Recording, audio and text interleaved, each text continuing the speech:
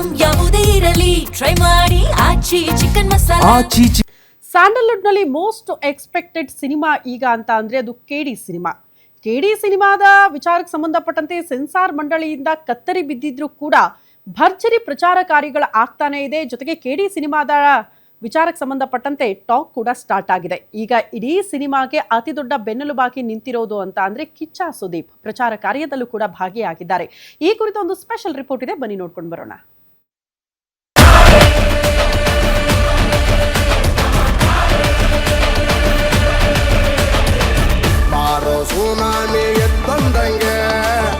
ನಿರ್ದೇಶಕ ಪ್ರೇಮ್ ಮತ್ತು ಕಿಚ್ಚ ಸುದೀಪ್ ನಡುವಿನ ಸ್ನೇಹ ಸ್ಯಾಂಡಲ್ವುಡ್ ನಲ್ಲಿ ಎಲ್ರಿಗೂ ತಿಳಿದಿರೋ ವಿಚಾರ.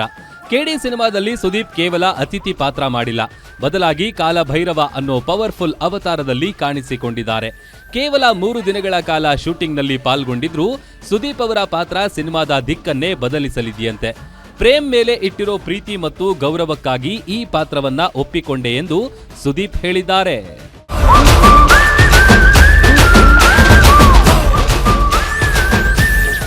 ಧ್ರುವ ಮತ್ತು ರೀಶ್ಮಾ ಕಾಂಬಿನೇಷನ್ನ ಕಾಳಿ ಹಾಡನ್ನ ಸುದೀಪ್ ಬಿಡುಗಡೆ ಮಾಡಿದ್ದು ಇಡೀ ಚಿತ್ರತಂಡಕ್ಕೆ ಬೆನ್ನೆಲುಬಾಗಿ ನಿಂತಿದ್ದಾರೆ.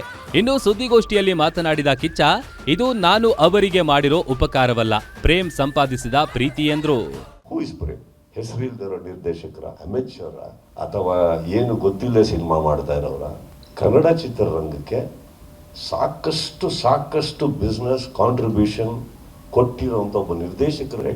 ಆ್ಯಂಡ್ ಟುಡೇ ಈ ವೇದಿಕೆ ನಾವು ಸೇರಿರೋದೇ ಇವರಿಗೋಸ್ಕರ. ಅಂದಮೇಲೆ ಅವ್ರ ಕತೆ ತೊಗೊಂಡು ಬಂದ್ರೆ ಬರಲ್ಲ. ಆ್ಯಂಡ್ ಇನ್ನೊಂದು, I respect my self beyond anything. So ಯಾರೋ ಕತೆ ಬಂದ್ಬಿಟ್ರು ತಕ್ಷಣ ಹೋಗೋರು ನಾವಲ್ಲ. ಪ್ರೇಮಿಗೆ ಸಲ್ಗೆ ಇರೋದ್ರೆ ನನಗೆ ಇದು ನಂಬ್ರಿ, ನನ್ನ ನಂಬಿ ಬಂದು ಮಾಡಿ. ಮೂಲ ಕಾರಣ ಅಂತ ಏನಿಲ್ಲ, ಕಾಲಭೈರವನಾಗಿ ನಂಗೆ ನೋಡೋಕೆ ನಂಗೆ ಅವರ ಭಾಳ ಇಷ್ಟ ಆ ಪಾತ್ರ. ಯಾಕಂದರೆ ಅವರ ಪರ್ಸ್ನಾಲಿಟಿ ಆಗಲಿ, ಅವರ ಇದಕ್ಕಾಗಲಿ ಆ ಪಾತ್ರ ಇನ್ಯಾರು ಕ್ಯಾರಿ ಮಾಡೋಕ್ಕಾಗಲ್ಲ ಅನ್ನೋ ಒಂದು ಇದಕ್ಕೆ ಕಾಲಭೈರವನಾಗಿ ಅವರು ಎಂಟ್ರಿ ಕೊಟ್ಟಿದ್ದಾರೆ. ಯಾವಾಗಲೂ ಚರ್ಚೆಯಲ್ಲಿರೋ ಫ್ಯಾನ್ಸ್ ವಾರ್ ಮತ್ತು ಸ್ಟಾರ್ ವಾರ್ ಬಗ್ಗೆಯೂ ಸುದೀಪ್ ನೇರವಾಗಿ ಮಾತನಾಡಿದ್ದು, ಧ್ರುವ ಸರ್ಜಾ ನನ್ನ ಸಹೋದರನಿದ್ದಂತೆ ಎಂದು ಹೇಳಿದ್ರು. ಇನ್ನು ಅಸಲಿ ಮ್ಯಾಟರ್ ಅಂದ್ರೆ ಕೆಡಿ ಪಾರ್ಟ್ 1 ನಲ್ಲಷ್ಟೇ ಅಲ್ಲದೆ ಪಾರ್ಟ್ 2 ನಲ್ಲಿ ಕಾಲಭೈರವನ ಪಾತ್ರ ಲೀಡ್ ಆಗಿ ಕಾಣಿಸಿಕೊಳ್ತಾರಾ ಅನ್ನೋ ಕುತೂಹಲ ಈಗ ಶುರುವಾಗಿದೆ. ಖುಷಿ ಆಗುತ್ತೆ ಮೇಡಮ್. ಅಂದ್ರೆ ಎಲ್ಲ ನೀವು ಹೇಳಿದಂಥ ಎಲ್ಲ ಸೀನಿಯರ್ ಆ್ಯಕ್ಟರ್ಸ್ ಫ್ಯಾನ್ಸು ಒಂದು ಸಿನಿಮಾ ನೋಡ್ತಾ ಇದ್ದಾರೆ ಅನ್ನೋದು ಖುಷಿ ವಿಚಾರ.